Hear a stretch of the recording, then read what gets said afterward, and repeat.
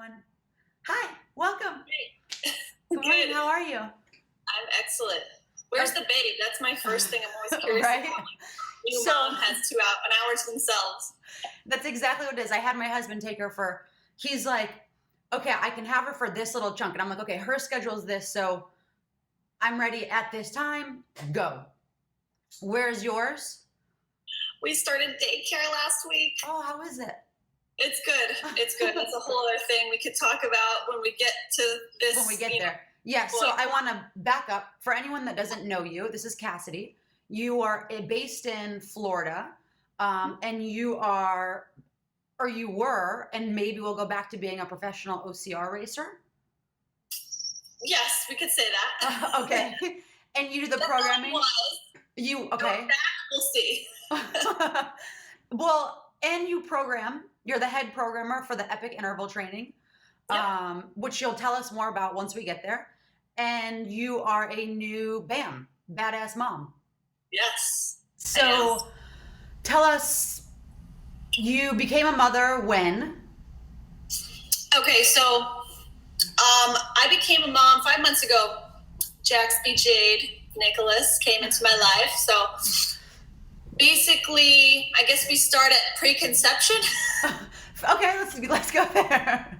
Yeah, so because it's interesting to me, and I would love to hear your story and all this maybe another time. But yes, I was planning to have a kid, but I was also shocked and surprised. So I was an athlete, like you said, working out very intensely my whole life. I think it's important to mention, like, I never had a regular period. I think this is the kind of stuff that, like, doesn't get talked about that needs to get talked about. 100%. It's so important when you're trying to have a kid. And it's so important, even if you're not trying to have a kid. I think I have a friend who is, I can't remember which friend, but who is an athlete her whole life. And she said that, among her team, it was like a point of pride to, like, lose your period because, like, you're working out that hard. And, like, I didn't consider it a point of pride, but it's like, oh, it's normal. Like, it happens to everyone. And it's not normal. And it's like the most important system that happens in our body. And I just posted in my story last night I got a thermal, a temperature reader. Like, basically I'm going to learn my cycle now, finally, at 31. Amazing. Starting this morning. But anyway, it's just such an important system. So I was training really intensely, and I got really bad fatigue. Like, just if I worked out hard, I'd be like down for the count for like 3 days. Like, I couldn't do anything. So I was trying to figure that out. For a year's time, I went to so many doctors. There's no answer, by the way. So that's the end of the story. I never really figured it out. But in trying to figure it out, going to the doctors, getting all the blood work, getting off birth control so I can try to, like, regulate and find my normal cycle or whatever. I think that was a blessing in disguise because that prepared me to get pregnant. Because who knows if I would have even been able to get pregnant without that year off birth control, toning it down the workouts, not going as intensely, because I physically couldn't go hard in the paint. I could go, like, very light in the paint. How long were you on birth control for? Let's see, probably since I was 22, and I'm 31, and then I got off of it, maybe 28. Like 6 years or something. Yeah. It's crazy because I was on it half my life. Like, I got on it as soon as I turned 16, and then I was on it, I'm 31, until I was, I think right after we got married, I got off it. So I was on it for like 14 years or something crazy. And at one point, someone said, well, do you cycle? And I was like, what does that even, like, I never even heard of you're supposed to cycle birth control. Like, your doctors don't tell you that. Like, yeah. It's insane how much is just lacking for, it's like we're supposed to ask questions, but if we don't know, how do we know to ask? Yeah. It's just such a normal thing. It's like, and you trust, everyone tends to automatically trust doctors, and a lot of doctors believe very different things. If you went to a different doctor, he or she might have told you something totally different. So you can't really take a doctor at their word. Especially for an athlete, because doctors really, like, throughout my entire pregnancy, I asked my OB questions, and nothing against her, she just didn't know. Like, she didn't know any of the, and she kept saying, you know, you obviously know your body because same, like, you know, we work out, we're intense, whatever. But when you know your body, I think that obviously it makes it a much easier process because if something's off, you know you're off. Totally. But when people don't know, or women don't know their bodies, it makes it really challenging because you ask a doctor and you hope that they know, but like my OB, she never was pregnant. She never had a baby. So she she hadn't been through it. So how much could she really know besides textbook? Yeah, that's why I'm a little skeptical of male. 100%. Yeah. That was my experience with like not understanding not only women, but athletes in my journey to try to figure out my fatigue. Because I was fairly certain I had adrenal fatigue. I still think that's what it is. But I tried every doctor I went to. I went to all the doctors. You know, started obviously with a general practitioner. I went to an endocrinologist, immunologist, like infectious disease doctors, like so many things. It's a really long story, but and every single one I went to, I was like, I work out like really hard. Like this is your job. This is your profession. Like, oh yeah, no one took that really into consideration or took me seriously. I didn't feel like. So anyway, slowing down and getting off birth control, I think prepared me to get pregnant. And it also coincided with me starting to be ready to have a baby and start a family. So that year that I was off birth control, again, this is probably TMI for the general public, but the things that need to be said, yeah, of course. It was pulling out. Like that was our method because right. I went to a doctor, to an OB to figure out, okay, what am I going to do now for contraception? Like I thought about the IUD. I'm like, what is this thing? IUD or whatever. And I almost went through with it. And I was like, said to Alex, I was like, I just don't really want anything in my body. Like 100%. With the most natural process known to humankind. So he's like, then just don't. I was like, oh, okay. So simple. We're married. Like if we have a baby, it's not the biggest deal, but it really worked for, I don't want to like totally like prescribe pulling out for people that don't want to be. No, but I think it does. Also, same for us. Yeah, we did it for over a year, and then as soon as we decided to stop, as soon as we decided, one day I was like, I think I'm ready, because we had planned for a certain date, and I'm like, I don't think I want to wait that long, and that was it. And then it was like, boom.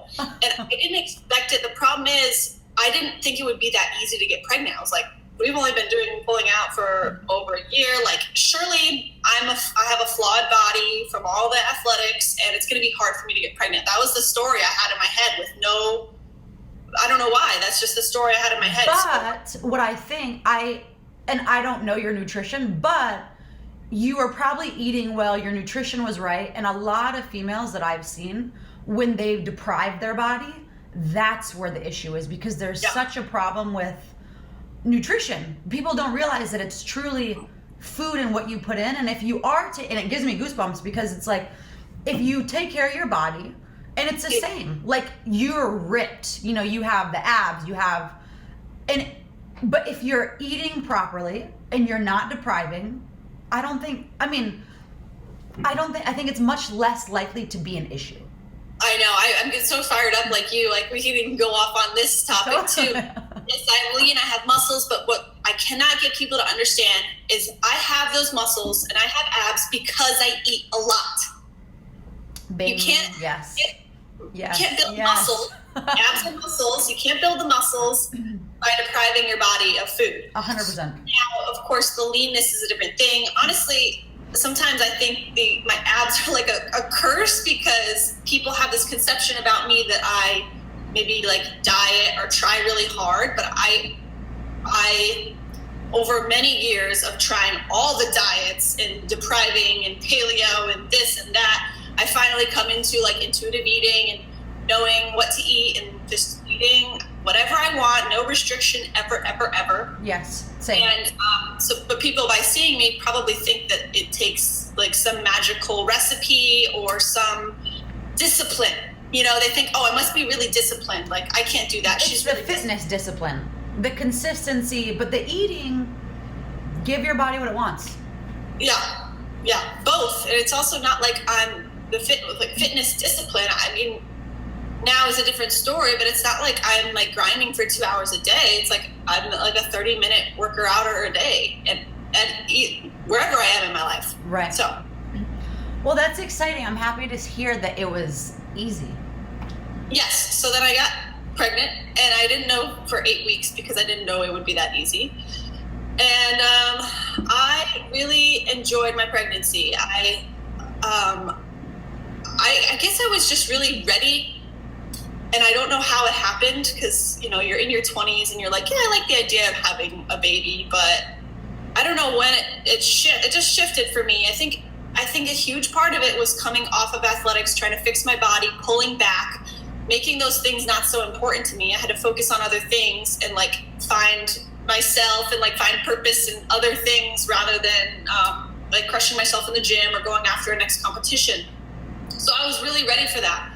Everyone's like, you missed this, do you miss that? I'm like, no, I don't. But hold on, before we go further, because I do want to keep going after this, I don't know if everyone listening will understand the magnitude of your extreme athletics.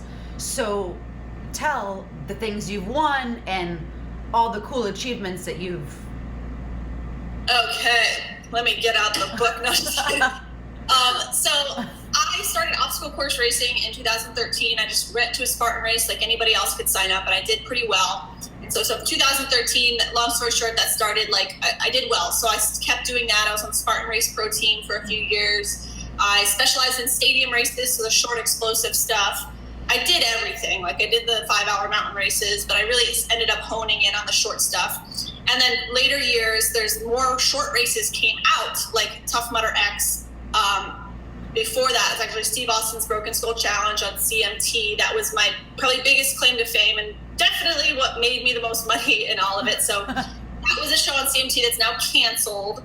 That had to do with head-to-head fitness mini events that you go head-to-head tournament style. And then if you win that tournament, you get to do this obstacle course race and try to beat the overall female champion's time. So I beat the champion's time, I became the champion, and then I stayed champion for 8 episodes. Oh, wow. And then Coretta Coffin bumped me out the last episode, and then they canceled the show. So I'm still the longest reigning champ.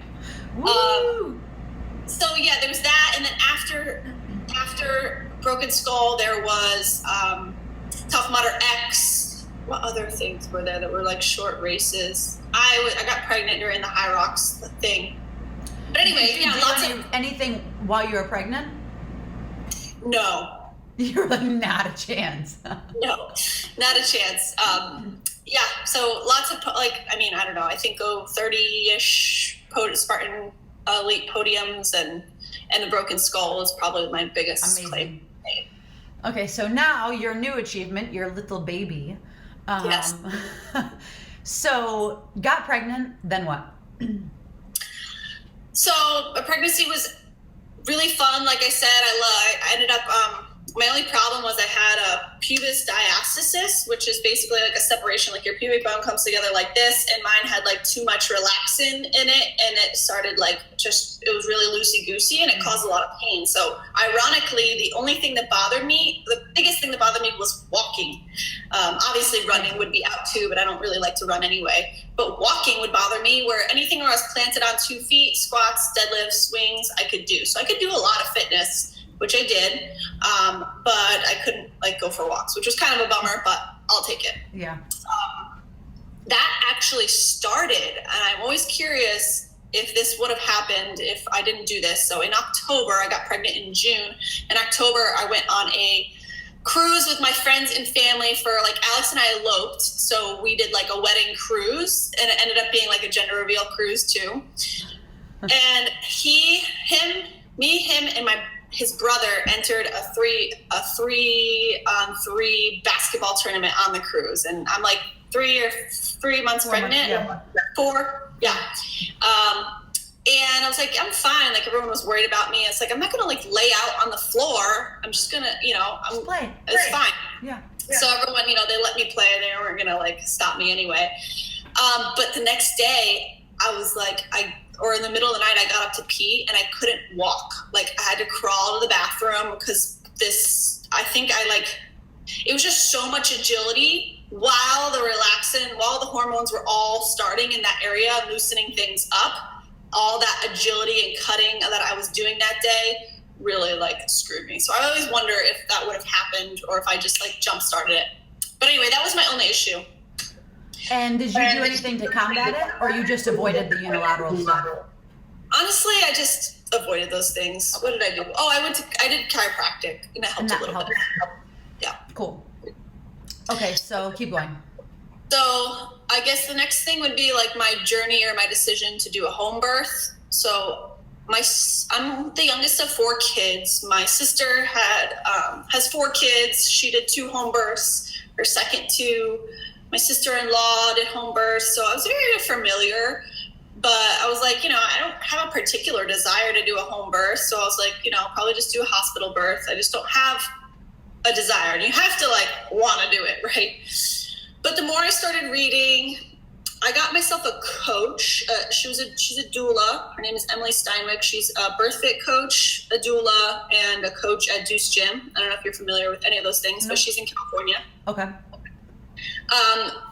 And she actually approached me. I'm just, friends/acquaintances with her from when I was living in California. And she had reached out to me actually before I was pregnant and said like, she does this kind of coaching. And even if you're preconception, and it's funny, she reached out to me because 3 weeks later, I found out I was pregnant. I found out I was pregnant when she called me the first time. Amazing. Anyway, I did weekly calls with her, and that was great. So like a huge piece of advice that I give people is to hire a coach in things that you are not an expert in. So yes, I am an expert, I would say, in fitness and in coaching, but I'm not an expert in pregnancy and in birth advice. That's why like on Instagram and stuff, some people will say like, oh, you should do like a pregnancy program or whatever. And I'd be like, maybe second or third baby, but like I'm the student here. Like I'm not going to give anybody advice yet. I'm like going through this right now. So it was really nice to have her to answer all my questions. We talked a lot about where I was at emotionally to get ready for this baby. So that was really helpful. I would really suggest getting a coach. And that was pre-COVID. That was right before COVID. Yeah. Yep. Yeah, that was probably December or January when I did that. Maybe even earlier. I don't know. But it was before COVID, yeah. So I did that. Through talking to her, she did a home birth, so she was very much not like trying to convince me at all. She's very much like the birth for you is the one that you're comfortable with, the one that you want to do. But it was mainly this book I read that my sister recommended to me, and I'm going to forget the name. Birthing from Within. That's kind of what did it for me. And ultimately what made me decide to have a home birth was, again, this is pre-COVID. I didn't know about COVID. I just wanted, what I started to believe or realize is that birthing is a completely natural thing that women have been doing billions and billions of years. And I'm capable of it, and it's fine.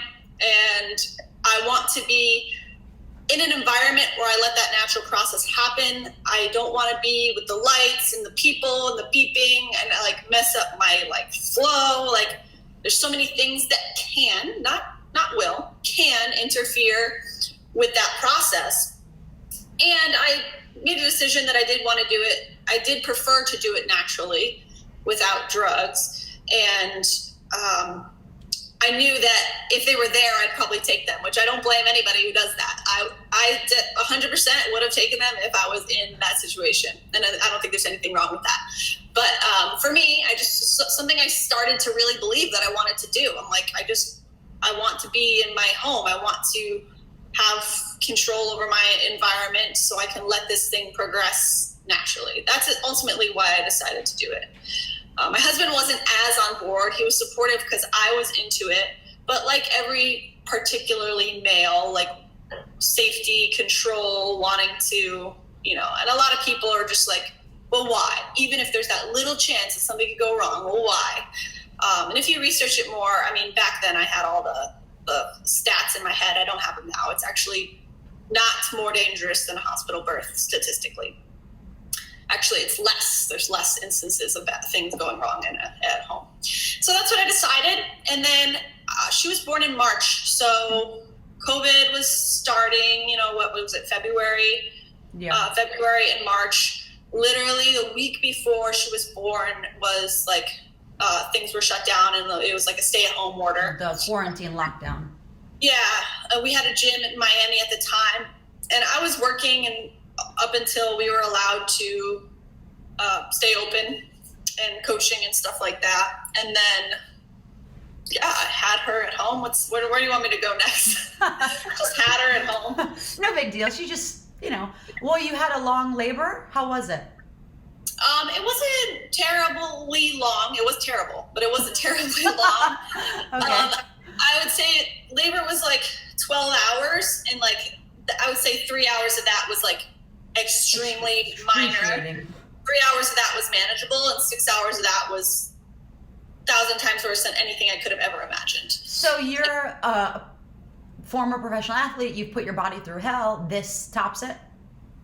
Oh my God, yeah. Like, honestly, I truly did think, I'm kind of like embarrassed to admit, I thought like, I don't know, like maybe women think this is a big deal because women don't generally like put themselves through a lot of pain, but I put myself through a lot of pain. Like, I didn't say that out loud like before, or maybe I said it to like Alex or something. I was like, I'm just so curious, like what this feels like.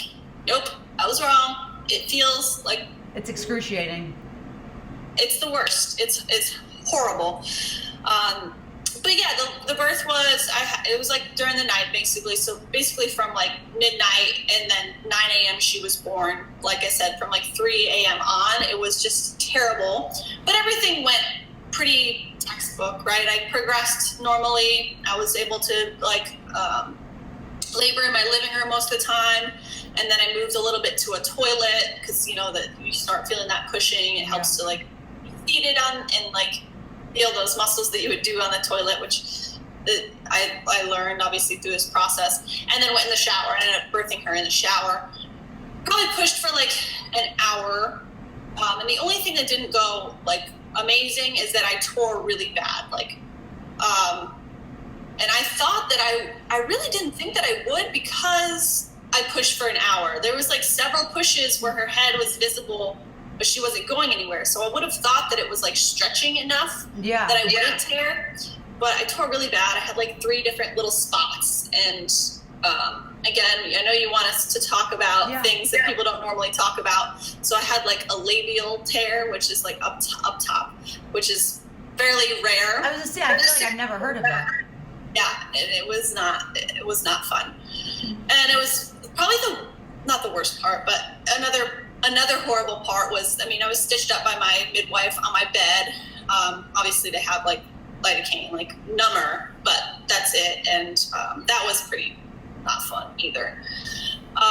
So yeah, that wasn't ideal, but come to now, like I'm fine. I fully healed. It was okay. Your healing process was, how was that and how long was it before you felt like, I don't know if we ever really feel back to ourselves. I think that you could feel stronger or better or like a new version of yourself, but... So you're talking about more holistically, not like straight up my vagina healing. Yeah, no, how long did it take for your vagina to heal? Okay, so it was really gradual. I stayed upstairs in my bed. I didn't go down the stairs for 4 days. I stayed in bed. I only went from the bathroom to the bed. I scooted down the stairs, I think on day 4. I started going downstairs once a day and up once a day at the end of the day for like the rest of the week. And then I remember trying to do some movement at like 3 weeks and then it not feeling great. I'm talking about like a little bit of air squats and like dead bugs and cat cow, but like also like a little bit of air squats, testing out like a knee plank. And I ended up pulling back. So it was like, things feel like kind of loose down there. I don't want to like jump the gun. So I probably pulled back for a couple weeks. And I would say around 6 weeks, I started feeling okay to where I was doing body weight workouts, but nothing jumping at all. No impact, yeah. Planted to the floor. Around 5 weeks, I started the BirthFit postpartum Cassidy's course. It's a 4-week course, and it gives you something to do every day, and it's great. It's all about rehab. Pelvic floor, this type of stuff.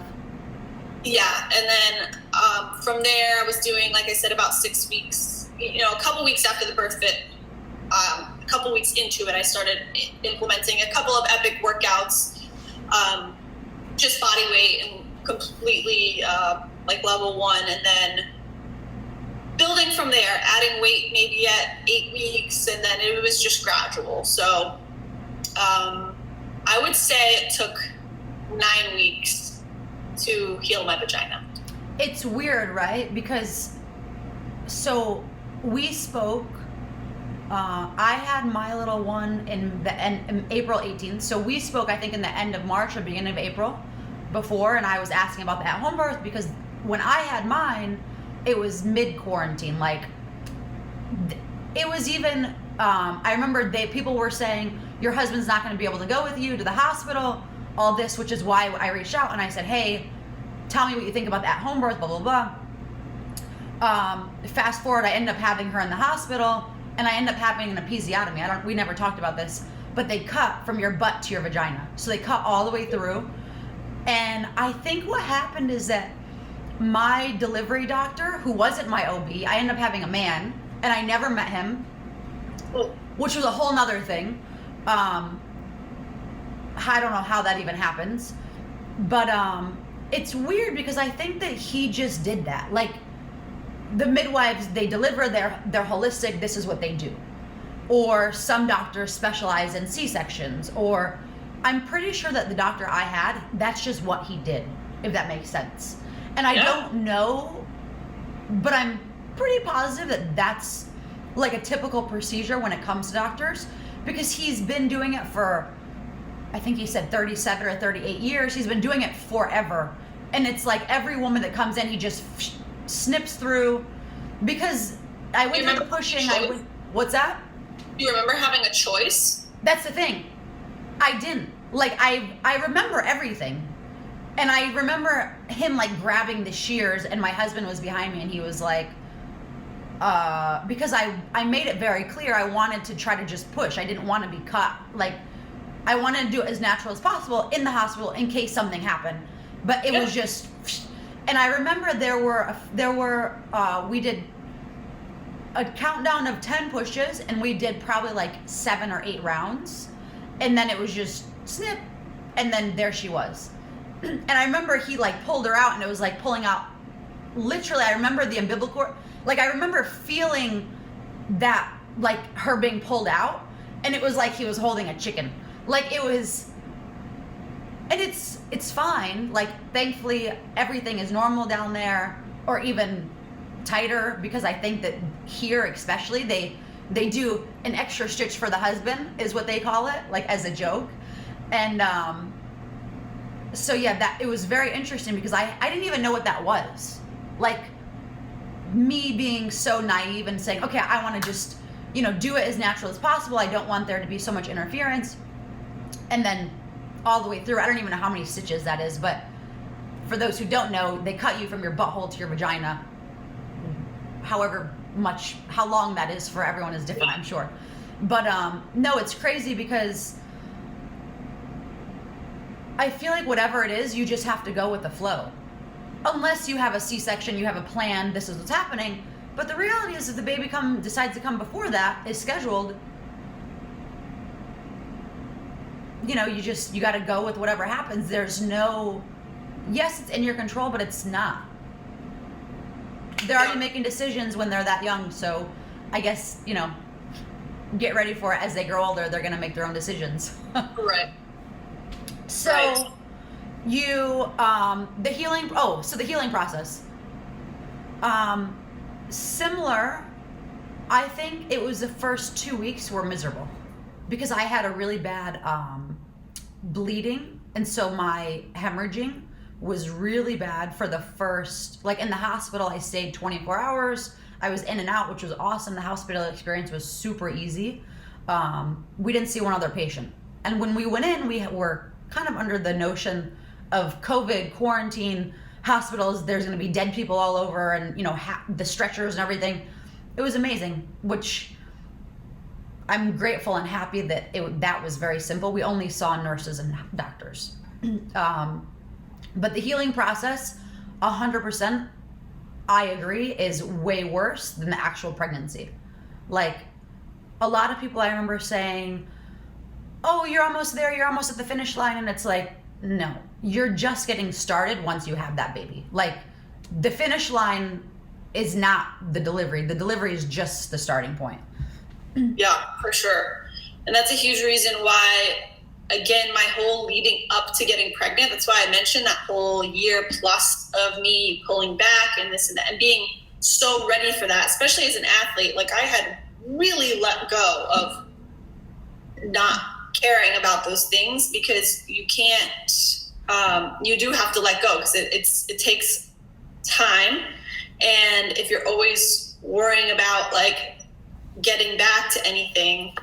So I was actually very just relaxed about, the only reason I started moving at 3 weeks and then pulled back is just because, honestly, out of like boredom. So I was laying around so much, I wanted to move a little bit. But I was very laid back about the whole thing. I was not wanting to rush. I was really trying to just live up, snuggling my little baby. And that helped a lot. I mean, still to this day, everything has been very incremental to get me to where I am, which is, I would say I could do pretty much everything the way I could before I was pregnant. Good. So now, and are you nursing still? I am. How is that process? It's good. It's funny. I've said this to my mom and a couple of people. I didn't realize how hard it was before till it's gotten a little bit easier.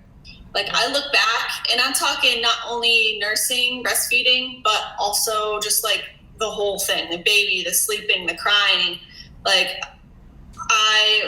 now that it's a little bit easier, it's still hard. I'm like, holy shit, that was hard. That was hard. And my baby was like, I wouldn't say colicky, or I don't know, maybe I would. Like, certain time at night had that witching hour, like unconsolable crying.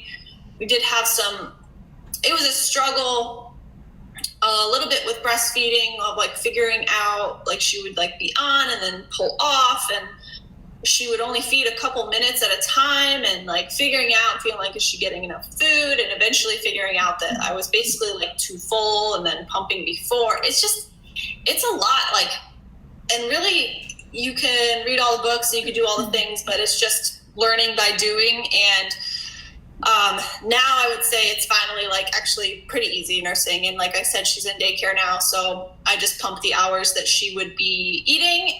And so far it's working out. My production's good. I had a little freak out like a month or a month and a half ago. I was like, oh my gosh, I'm not producing. Let me stop drinking coffee, have the teas and the stuff. But I think what happened was my boobs just stopped being full. You know, there's a time where you just stop being full and your boobs go back to normal. And so I thought, because they didn't have that full feeling, that there wasn't milk, but I'm like, I feel like I'm fine now. So especially also since I've started working out a little bit more, I do want to be cognizant of that. But I think there was a little bit of like, okay, I note that if I go too hard in the paint, it's a little bit less milk, but I think I just have to balance, like you said, the nutrition and the water. I think a big reason exercise and a big reason coffee and alcohol are all bad. This is not anything I read. This is just something that I think. Well, you figured it out. You've kind of lived through it. Yeah. The reason that those things, they say, hurt your milk production, I think has a lot just to do with dehydration. So you can have a cup of coffee for me, as long as I'm also chugging water. Same with the workout. I expel so much water, and that's probably more of an issue than the actual workout. Is you need to stay super hydrated and be eating enough. So I just got to make sure that I'm eating. I eat in excess. I would rather eat too much than too little. Of course, then you could still produce. Yep. But I saw you the other day on Instagram, and you have your abs back. You obviously have your defined arms back, and it's possible to produce. So I feel like that's a big, I mean, obviously it's different, depend from person to person, but there's this, I think, perception that you'll stop producing if your body looks a certain way. Like, you have to have these big boobs, but it's not true, because it's really about the fatty tissues that are just, it's not about the size of your boobs, it's how they produce the milk. Yeah. So it's good to see. It's interesting about like the abs and stuff. I don't have like the abs that I used to have, but I do have abs. And this is what I was saying before about how it's almost a curse because people have this perception that I try really hard or really disciplined. The reason I have abs, I believe, right now is because I have so much background muscle. It's really hard to lose muscle and lose strength. It takes a long time. In fact, I did not lose almost any strength. I lost pull-up strength because I haven't been near a pull-up bar. But like pressing overhead or deadlifting, I've lost almost no strength. And so those muscles never really went away. And I have ab muscles because like I said before, I've always had the strength and had the food to back it up and to build it. And so I'm not doing anything differently. In fact, I'm still not doing nearly as much as like I used to, or even pre-conception. I'm talking like back when I was an athlete. I'm not nowhere near working out as much. So it's not by any like crazy effort of dieting or trying. I think that's what people are going to think, like, oh, like, good job, like you got your body back. Like, first of all, I honestly don't care. People are like, oh, this is such bullshit. Of course you care. Yeah, it's nice to like feel good. Yeah, and like last week I had the first workouts where I did feel good, and to me, the biggest reason I love to work out is I love to feel strong. I love the feeling of being strong, of feeling agile and like just athletic. Like I love how my body feels when I'm like that. Mm-hmm. So I'm just doing the workouts that make me feel good and eating in excess. Like I did a day of eating on Instagram last week. I don't know if you saw that. I missed I wanted to show people. You have it in your stories? I highlighted it because somebody asked me to. So if you want to check it out, it's in my highlight. I did a day of eating. And mostly I wanted to show people how much I eat and how balanced I eat. I eat carbs every meal. I eat all three macronutrients. I eat protein, carbs, fat every meal. I eat snacks. I eat dessert every day. So like I said, I would much rather overeat than undereat. And when I say, both of those words have really negative connotations, but when I say that, I just mean like there's this calorie number, right, where you would be at maintenance. If you were to do all the calculations where like that's your calorie, your maintenance to maintain your muscle and your weight, there's a number of calories that your body, you should eat. Now it's almost impossible to hit that number. So you're always going to be either a little above it or a little below it. I would rather be over it than under it. One, obviously it's going to help me produce breast milk. And two, even if I wasn't breastfeeding, for me, it helps me, I believe that's why I have muscles and I have abs, because I'm feeding them. Correct. And it makes you feel energized. When you're eating properly, you're awake, you're with it. But when you're not, you're just, slum and you're tired and drowsy, and it's not good. That too. And I think that's a big part of potential like burnout and adrenal fatigue too, is just when you're under that. 100%. So what's next? I know you have the Odyssey that you could tell us a little bit about, that you offer through Epic. You have the 7, or is it, I'm gonna mix up my numbers. I know, it's a tongue twister. 7 days, 6-pack jumpstart. Yes.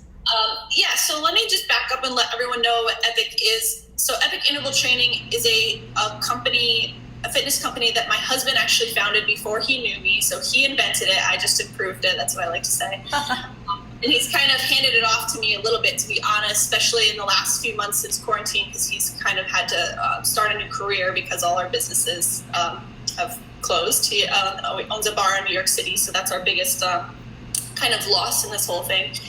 So Epic Interval Training is a licensed fitness concept. So you can buy an Epic license, just like you could buy a CrossFit license. So you can open your own Epic facility, or you can get a license for $3,000 a year and run Epic classes within a CrossFit, in your garage, wherever. So we actually used to be a franchise. We switched to a license because it allows people more freedom, less barrier of entry, and less money for people, to be honest. So ultimately, so we can grow more with less barrier of entry.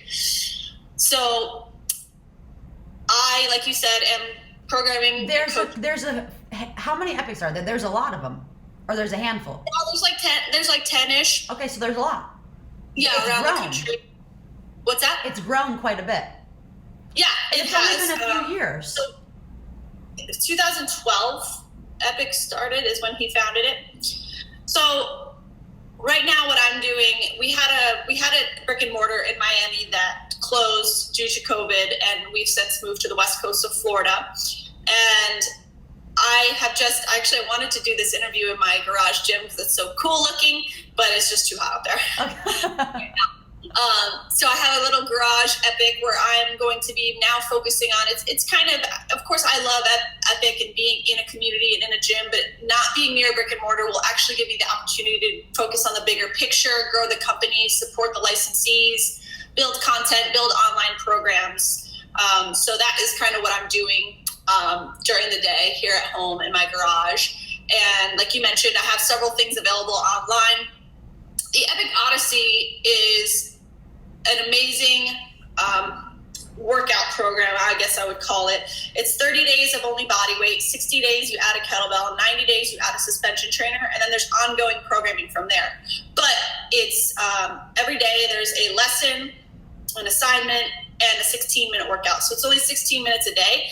But every single day, you're going to get like a 2-minute lesson. So it's honestly super education based. Like you are going to learn on the first day the difference between a squat and a hinge. The next day you're going to learn how to perfect the plank and the push-up. There's like a lesson associated with each one. So and that's it's so important because I mean, also coming from fitness, it's like you see people doing wall balls and they're like, oh, my hamstrings are on fire, and I'm like, okay, well, stop hinging. Like you should be squatting.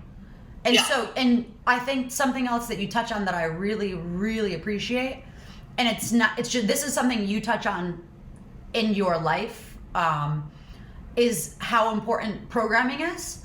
So this will give that structure, because a lot of times with social media and how readily available everything is, YouTube, whatever your media or your social platform is, people just take these workouts and they don't realize they need a balance and they need programming, and this is something that you'll provide them.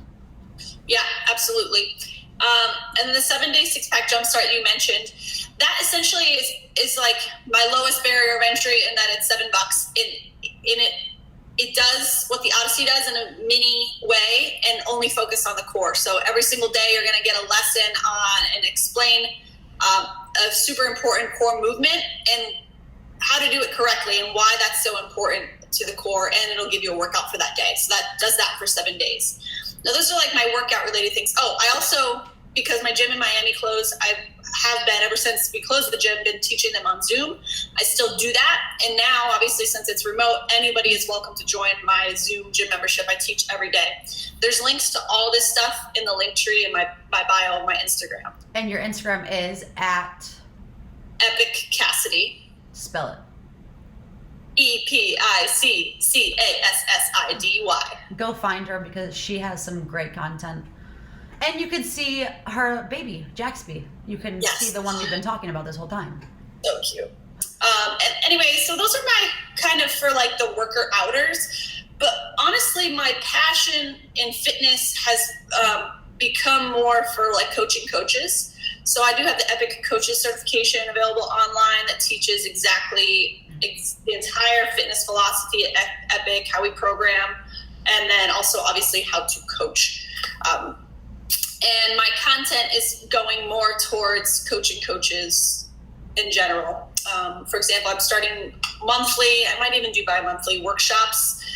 One this Saturday, as we mentioned, but I'll post, I'll be posting when they're coming, obviously, but they're going to be focused toward 2-hour workshops on Zoom on a Saturday where you can learn like how, for example, this weekend is how to strength train with interval training. The next one I want to do is movement cueing and coaching. So important. Teaching kettlebells. So obviously someone who wants to learn kettlebells could take it, but it's for coaches and how to coach them, right? How to coach learning kettlebells. So stuff like that. They're going to mostly be geared toward coaching coaches, which is kind of where my passion lies. And now it's so much more important to know how to cue properly because we're remote, right? So you can't actually be there and touch and fix them. So it's a real thing because, I mean, I'm in New York City, and being in the fitness industry, I have taken some terrible classes where coaches, they look the part, they don't know what they're talking about, and they can, kind of come fix you. And I see them, touching people to try to make it look right. But it's like, if you don't have the verbal cues, especially now, so this is awesome. Yeah, coaching on Zoom is definitely probably making people better coaches automatically. Or getting the bad ones out of there. Right, true. But I think that's pretty much all from me as far as like what I'm doing right now and what I have available. Obviously, so all these links are in my link tree, but epicintervaltraining.com if you want anything epic related. If you're interested in opening an epic interval training or looking into licensing, you can find that on the website. Inquire about that on the website, or just email me directly at Cassidy@epicintervaltraining.com. Beautiful. Yes, it was hard. I feel a little bit guilty getting that for like a minute, but it's really been amazing. I drop her off. I can bring her for as short or as long as I want, which is great.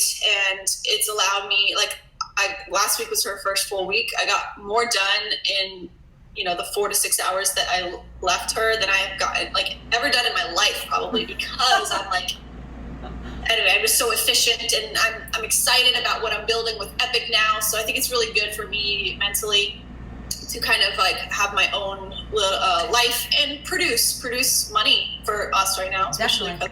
Well, you're, an independent woman, a mother, and you're an entrepreneur. So it's, all these things that women can only wish for and aspire to be. So I'm sure that you are inspiring and empowering women. I appreciate that. I do get the guilt sometimes. I'm like, I'm working from home. Do I really need it? She could just be here. She's not getting good naps. I feel bad. But ultimately, I think that it's good for both of us if I'm healthier mentally. And she's interacting with other little babies. I think the sooner that you kind of introduce them to that type of stuff, the better. It's true. And she doesn't have separation anxiety yet. So it's not like I dropped her off the first day and she's crying. She just doesn't even know. So that's also helpful. Well, good. Well, thank you for your time. Thanks so much for having me. Of course. I hope to have you again soon. And stay well, be well, and have a good one. Thank you. You too.